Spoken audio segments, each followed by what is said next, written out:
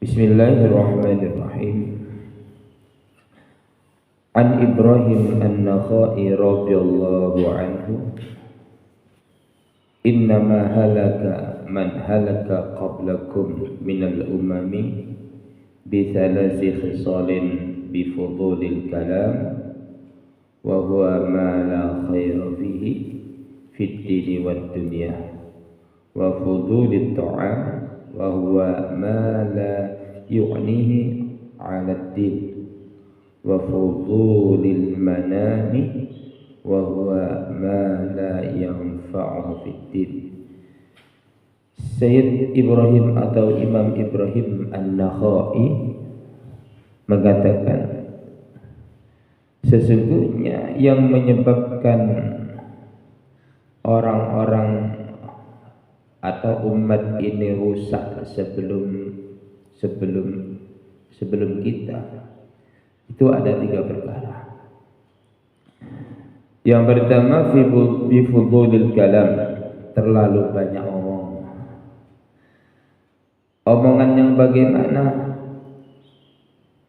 Ma la khaira fihi fid din wad dunya, omongan yang tidak ada manfaatnya untuk agamanya dan tidak ada manfaatnya untuk dunianya.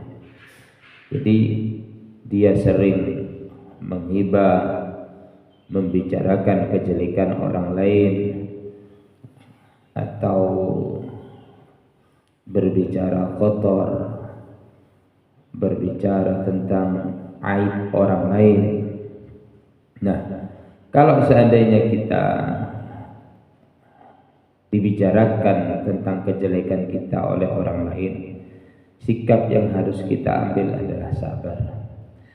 Ada satu cerita yang telah dialami oleh Luqman Hakim. Luqman Hakim ini saking solehnya sampai namanya itu dibuat nama di dalam Al-Quran, yaitu surat Al-Luqman. Luqman Hakim ini nama lengkapnya menurut Ibnu Katsir adalah Luqman bin Unaqah bin Sadun, dan anaknya bernama Taran.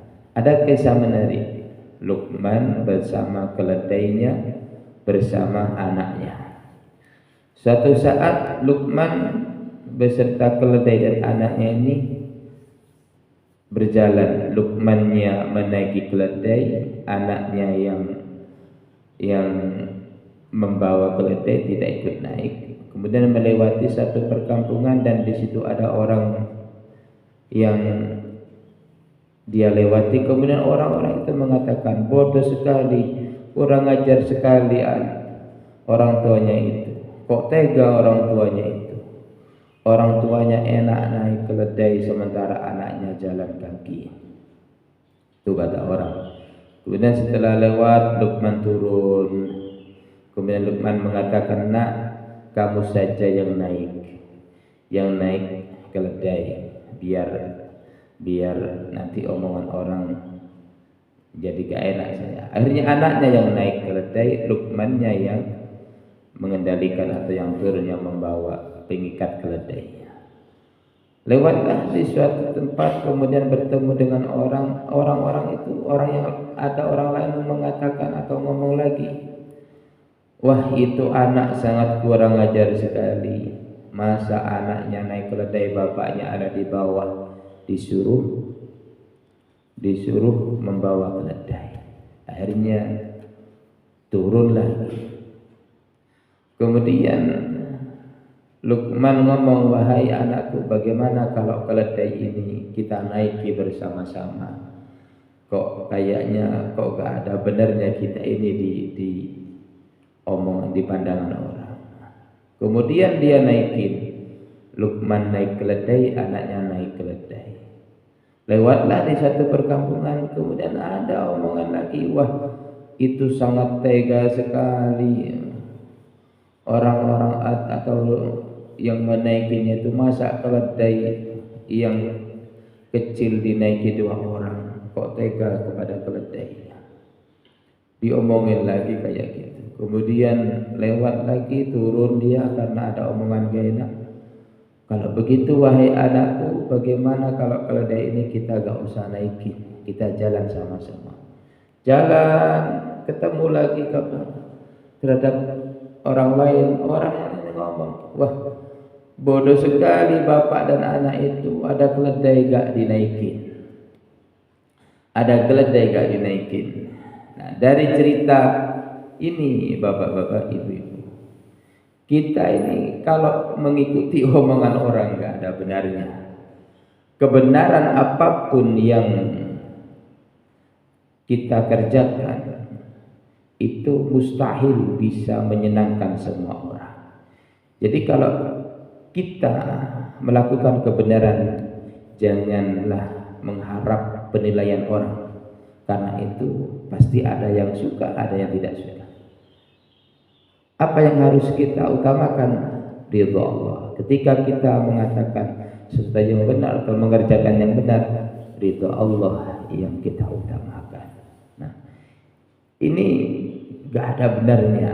Kalau kita melihat tentang kejadian yang terjadi pada Luqman Hakim bersama keledainya, bersama anaknya yang bernama Taran, ya manusia seperti itu bapak-bapak, ibu-ibu.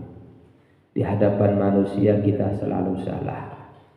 Nah, ketika kita melakukan satu kebenaran, sudah kita lurus pada fokus pada ridho Allah. Kalau kita diomongin orang begini-begini, ya sabar. Kita seandainya diomongin jelek oleh orang lain, sikap kita bagaimana? Sabar. Kenapa? Karena kita sudah mendapatkan transferan pahala tanpa capek-capek, tanpa kita mengamalkan suatu amal ibadah. Cukup dengar, cukup sabar, kita sudah dapat transferan pahala. Jadi yang pertama ini yang menyebabkan orang-orang terdahulu itu rusak adalah karena tidak bisa menjaga omongan atau terlalu berlebihan dalam omongannya. Omongan-omongan yang tidak ada gunanya di dalam agama dan tidak ada gunanya di dalam dunianya.